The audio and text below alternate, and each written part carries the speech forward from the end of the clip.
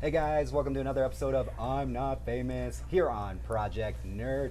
We're in Colorado Springs at the Iron Lion, which this is my first time in here. Probably shouldn't admit that on video, but it is awesome. Like, I love the setup and everything. But before I just start rambling, because I'm the one actually rambling now, I'm here with David Peruzzi, and then of course, Kerry Vinay. Because I got famous after the first did you two get seasons. famous in Japan? I did. Okay, awesome. So we're here with David or Dave?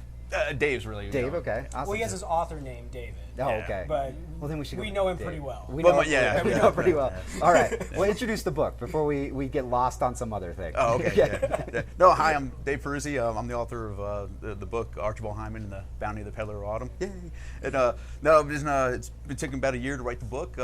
It flowed pretty good. It was like one of the kind of a weird scenario when I wrote it. It was like from start to finish. Like there was no middle piece. This thing kind of flew really, really well.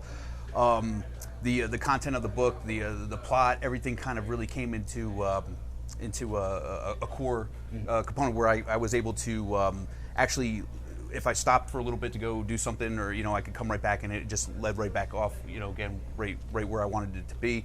Had no problems with any of the character development, and then. As the book progressed, I started realizing it went from like 4 or 5 pages to all of a sudden like 30, 40, and you're like, wow, I got something here that's kind of worth mentioning. And there she is. Well, so you say a year. Like, is that from writing, or is that from concept and everything, or is this something you've had in your head for a while? A little bit of both. I mean, the book started off one day. I'm retired from the Air Force, 20-something years. Awesome. God bless America. And then in between jobs and everything else, I shoot bow a lot. Like I'm out in the backyard shooting my bow, and one day I missed a target. It was a terrible shot.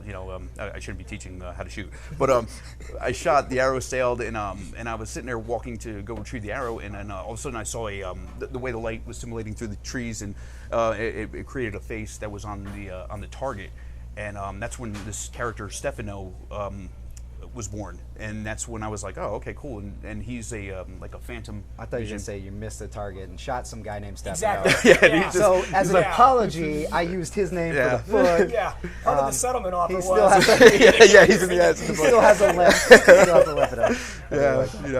No, cool, awesome, yeah. But shooting bow and everything, so it sounds like some really life inspirations kind of played into it. I mean, like I've been deployed quite a bit. You always have those ideas in the back of your head that materialize, and then you forget about it because you get busy or something else, and then to remove some of the negative indicators. There's so many people out there to tell you, like you'll pitch an idea to them, they're like, that's the most stupidest thing I've ever heard, and you're like it's just an idea, bro. It's like, so and then as it progresses and moves on, you kind of like you're like, no, this does sound like it's going to make sense. This does sound like it's going to become something, and everything else. The main guy in here, Archibald himself, he's named after my grandfather. A lot of the character references, a lot of the buildings. I've done a lot of research for the book takes place in a place called Big Timber, Montana. I've already reached out to them, and I sent a book to them. So just thanking them for inspiration. I just wanted to find that little quiet town somewhere where it had the perfect setting for it. And Big Timber, after doing the research, jumped right out at me. So is it modern time? Yes, it is. It's modern in 2014. Okay. That's where it kind of takes place. And then and the main character, Archibald, he's a demigod, but he's kind of. I can relate to that. I understand that. But he's kind of like a loser demigod. Okay. Like he's kind of just thrown here, and the gods don't like him. Nobody likes him. He's kind of an outcast. And a lot of the character is that I think that's how people are nowadays. A lot of people feel like they've been a little bit of left out of the group a little bit. I think the world is so vexing now, where it's stereotyped. They want you to be a certain way, and a lot of people are kind of like, this isn't me. I don't want to conform to this. So, and I think he can relate to a lot of characters. He's very quiet. My son, for example, he's an introvert. My wife is. Me and my daughter are extroverts, so we're positive people. So yeah. So that one I really relate to, not the demo. So, and I just wanted to make sure, like this guy, he can the main guy, like how he can actually coexist in this community that he's actually protecting, and everybody hates him. He's just out in the woods, just He's not the everybody's building statues of him Superman type everything like that. Everybody thinks he's like a loser or like a bum. He's just out in the woods, just probably growing weed or whatever the hell he's doing. He doesn't grow weed. No, Montana's still not weed. Montana's still a beautiful place. Didn't find any inspiration out there in Montana with that. No. I'm going to backtrack us a little bit. Something else you said that I thought was really interesting. You're talking about pitching the ideas and people turn it down, and you still get the full book out there.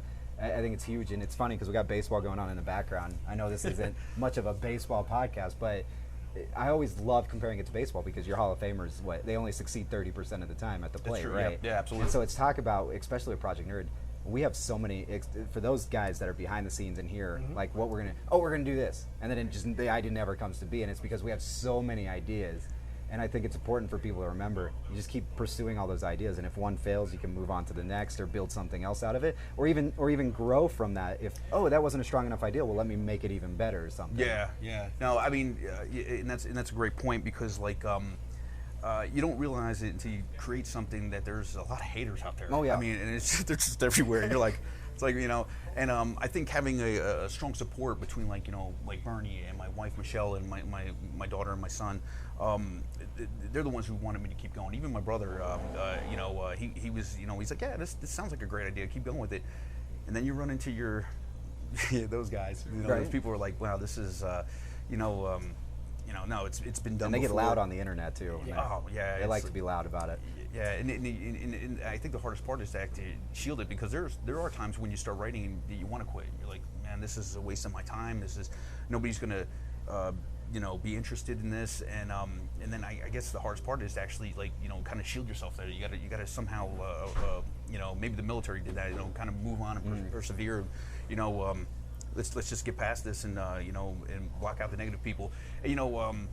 And that's the whole thing. I'm drifted to positive people. If you're around negative people all the time, I'm like, oh God, you're just a kick in the nuts every damn day talking to you. It's like you just want to move on and just be like, dude, oh man, go find a tree or something and end it. I don't know what to tell you, man. Right. Just go stand behind my archery target. Catch those arrows if they miss. I want to ask a question on this because I think it's important for me, especially with this format. Nowadays we're seeing so many visuals. And I think this kind of art, written art, we're not seeing as much. You see the graphic novels, you see animation. You chose this format. Why this format? Why write this kind of novel? Or do you call it a novel, or how do you describe this book when you identify it to people? As far as just like getting on the technical side to the handwritten side of it, it was more like what I was familiar with. Okay. I mean, I'm not a tech savvy guy. It's just this was the most simplest way for me to get the information out as best as I could. We started my daughter started compositing the artwork of the characters and stuff like this, and it was terrible. It was over. No offense, Mikhail, I love you, Dad. But I was just like, yeah, this is going to work. Don't cut that. Don't cut that. Controversy. So I just kind of pulled back on it. And she's like going to be so mad at me right now. But I was like, it shows like, oh, this is he looks deformed here. I don't know what's going on. So it kind of goes back to that point too. So my daughter is still very young and she loves to draw, and there's so many times where she looks at it and she's like, it's not good. I'm like, the people that are out there are the ones who just have kept doing it. The more and more you draw it, the better it's going to get, right? So so do you have illustrations that go along with it? No, or is it straight? No, there's no illustration in here at all. I wanted to kind of keep that down to a minimum. Actually, one of the things I wanted to make sure. That's not me. That's just like it came with the book. I thought it was going to be. I was going to ask if it was your daughter. That's how you made up. Put her on the cover. No, an Author House, which is my publisher, and they've done a great job so far. Promoting and being supportive. They'll send you like a bunch of covers pictures to choose from. Yeah, pick this one, and this one kind of fell into place. One of the main things with the book too is like I wanted to. The violence in it is down to a very low minimum. There's no swearing words in it at all. Neither. I think, especially kids today, if we're targeting an age group or something like that, it's so simple for them to see this in the world right now. I think this would be something more enjoyable, more pure. You get on the internet for anything now. It's like there's never a happy story. It's like you turn on CNN, you're like, oh my God. It's like not one good thing. There's no one doing anything good in the world nowadays. And I think this is why I wanted to kind of keep this really to just something simple, something like, let's bring back the good old times where people could put a pie on the windowsill and we're all happy. You know, you talk about many themes, right? You say initially, right, this character isn't liked. No. So it's more of like an introverted character. Yep. So he's not liked. Now you're talking about a very positive message along with it, with minimal violence. So tell us a little bit about the book itself. I think we talked a little bit about the characters, but in this particular, because I think you said you want to do 3 of these, right? You want to do a trilogy. Yep. In this particular chapter 1 or version 1 of this story, what are you setting up with the characters? You asked the trilogy question before we started recording? What? I did. Because I want to. Yeah, I'm going home. This whole day's rude. No, because I'm that person that, if you're going to write 3 of them, then I'll wait for the 3rd one. I'm now in that binge culture. Oh, okay. Right? Yeah. Because I don't want to wait. Yeah. Because we already saw that with Game of Thrones, where you had to wait, and now it didn't exist, right? Yep. With the books. So now I'm a little. But with this, right? You talk about the character. I believe that the main character is modeled after your grandfather. The name was, you know, The name was? yeah. So that was really it. It wasn't like the character itself was. You kind of took some of the characteristics of him and brought it into, or just the naming. A little bit of the name, a little bit of the characteristics, a little bit of maybe even myself, a little self-reflection, and you know, because he is a bigger guy, he's a stout guy. You know, I think that kind of fell into my mode. You know, and it's kind of hard finding, like, you know, it's like, do you want to typically stereotype your character like everybody has, right. like this rock chiseled dude? He's a big dude. You know, from time to time he could be a little doughy. You know, so you gave him physical characteristics, but also this mental struggle too. Of he's physical, he's got some of the stuff you're talking about, but mentally he's dealing with not being liked. Yeah. Right. So there's this part of it, and you talk about some of the storylines in modern era, modern life. With this story, how does that character develop throughout this book? Yeah, well, the main thing about him is, like, he is a demigod, like I mentioned, and he's on Earth, and he's got brothers and sisters. They're out there. There's a kin, and right from the get go is like the way I portrayed this was like Zeus is very picky about who can have sex with the females or the males, you know.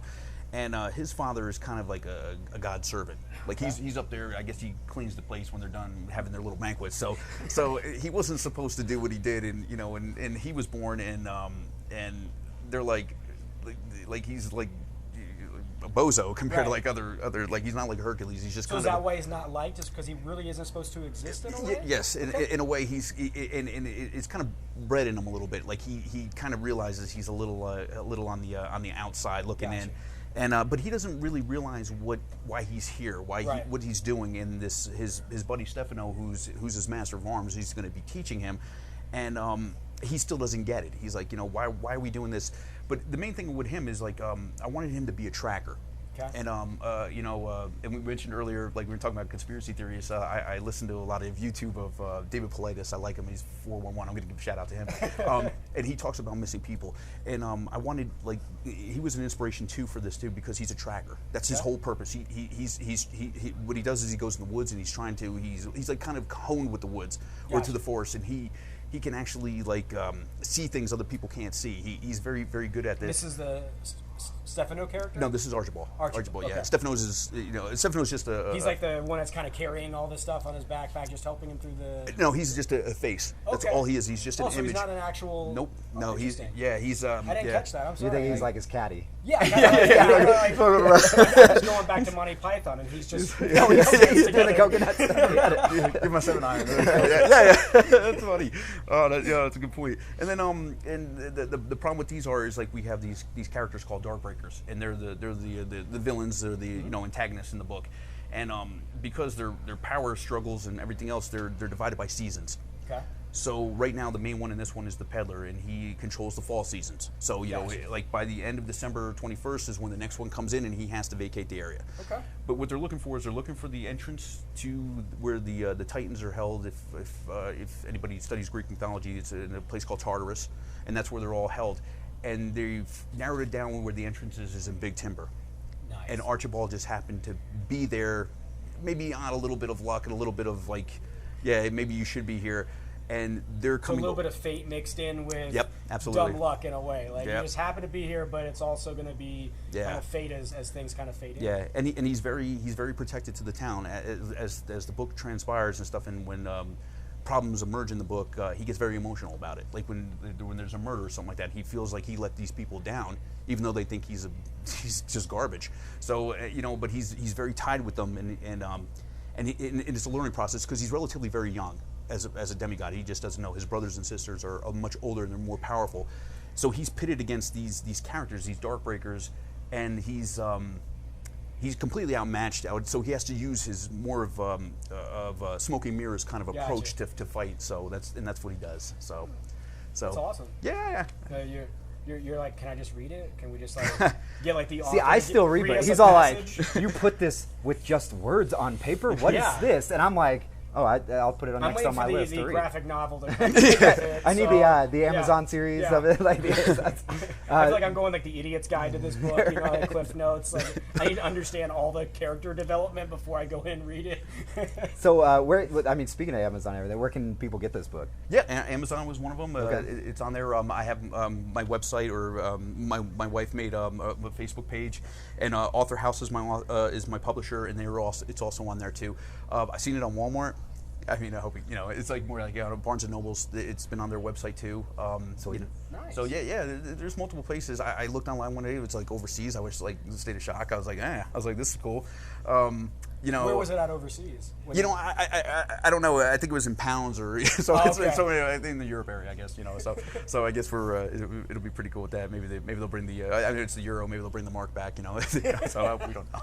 But, because we create a lot, and it's great. Like when you get that first sight of seeing your creation out there, what was that feeling, or do you even add that memory of like, I saw somebody with my book, or somebody reached out about my book that first time? Yeah, it was real fun because as once Author House, we were in contract with them, and they show you the cover of the book. I was like, oh, this is actually a really nice looking cover and everything else. And then it got real. Like one day, I was telling my brother about it. He's like, dude, check online. He's like, your cover's out there, and he's like, this is you. And then my parents thought like we won the lotto. They were right. they're like you're so cool and everything else. I'm like, yeah, so.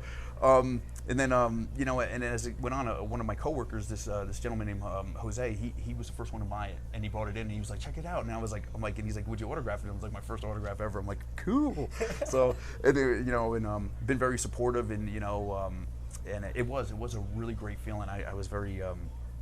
I feel like that cancels everybody who probably said this isn't a great idea, right? Like it's the first person. It doesn't even need a whole group of people. Can just delete those 30 or so people that said, nah, that's not going to work. Yeah, and that's a great point. I mean, it's just just so many people were like in a state of shock that you can write. And like again, I think it's back to the whole technology thing. They're like, how'd you write this? They're like, yeah, pencils are still. I was hoping a typewriter. Yeah, that's what you said earlier. We were talking about like whiteout and typewriter.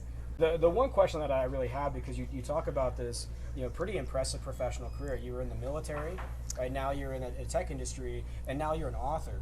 Like, how do you? Is there a ranking system as far as like what you feel more professional accomplishment? There is a ranking system in the military, yes. Well, but it's like that like you talk about how you wrote this and how there was detractors to it and that, but does this kind of rank as one of your big professional achievements, or do you even think of it as a professional thing, or is this more personal? Like you just personally wanted to do this and not necessarily make a large amount of money off it. Obviously you want to make money, but if one person, like you mentioned, picks it up, reads it, and gets what you wanted out of it, is it more personal or more of a professional accomplishment in your opinion? I mean, that's a great question, but the ranking in my house is like I've lost control a long time ago. My wife literally has control, but no.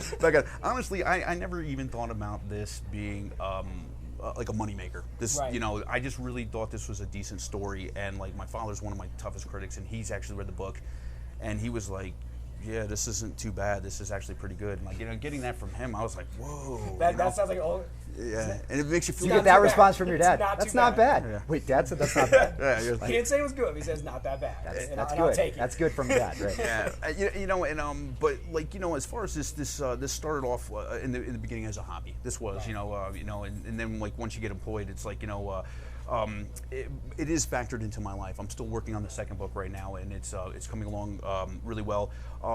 It's had a little bit more of a hiccup on certain things because this was very easy. This was from start to finish. Right. Where the other one was more of yeah, it's been taking some time. It's like, you know, like what we were talking about earlier with the, you know, I'm sitting here staring at a blank page. I'm like, man, what am I going to write? When you're just writing a middle too, like if it's a trilogy, that's got to be. Yeah, and that's hard because it's like you got to finish it, and then you hit these spots, and like I'm like, you know, am I just, you know, repeating or regurgitating the same conversations, the same, you know, because actually for Archibald, he's not really a talker. He's actually more like he just sits there and, you know, and he's just not a conversational guy. Right.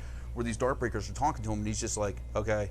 You know, and so, but it's nature. He gets drawn out. He gets mad. You know, he doesn't like being called a kid or like a boy or something like this because he's so young, and it does aggravate him. And that's where he shows like he starts to lose his temper a little bit. Right. Where his maturity level is not where, you know, me. No. But you know, so Awesome. So one more time. This is definitely a fantasy novel, but the title is like it's the requirement of a fantasy novel is your title has to be at least 3 lines long. Right? Oh yeah, like, yeah. So it's Archibald Hyman and the Bounty of the Peddler of Autumn. Yep. Awesome. And Dave Peruzzi, but David Peruzzi is how you find him online. Where can everybody find you online, actually? Michelle, do you want to get in here and out here? Go. I want to bring my wife in here real quick. Can I do this? Like, of go. course. Yeah. Go. There we are. This is my beautiful wife, Michelle. So, Thank you. and she's We'll put in an applause track. so she's been like my person who's got me going on all the websites and stuff. Right. So Well, where can we find him online? So he has a blog, and then he also is on Facebook. It's the title of the book, so they can find it under the title of the book. Perfect. And we'll put the link obviously in the post. Right. And then, of course, you can find all the, you know, Walmart, Barnes & Noble's, the company's website, you know. Awesome. So there's several different areas. If you Google it, it pops up. So Perfect. Well, thank that's you. the easiest way. So. Thank you so much. you. You didn't even know you were going to be in Social front of media camera. coordinator, Right. manager. She's like, you have no idea how much you owe me. It's like, awesome. Well, Dave, it was great. We appreciate it. All right, I'm looking all forward right. to reading it myself and, of Yeah. course, the books that come in the future. For everybody else, of course, this is I'm Not Famous, signing off from the Iron Lion. Like and Colorado subscribe. Springs. Like Thank you, and Kerry. subscribe. Always remember, hit those buttons if you don't already do it. What is that? It's where The buttons are subscription below. button. There's somewhere- Anyways, we need to cut after all this. All right, we'll catch you next time. all right.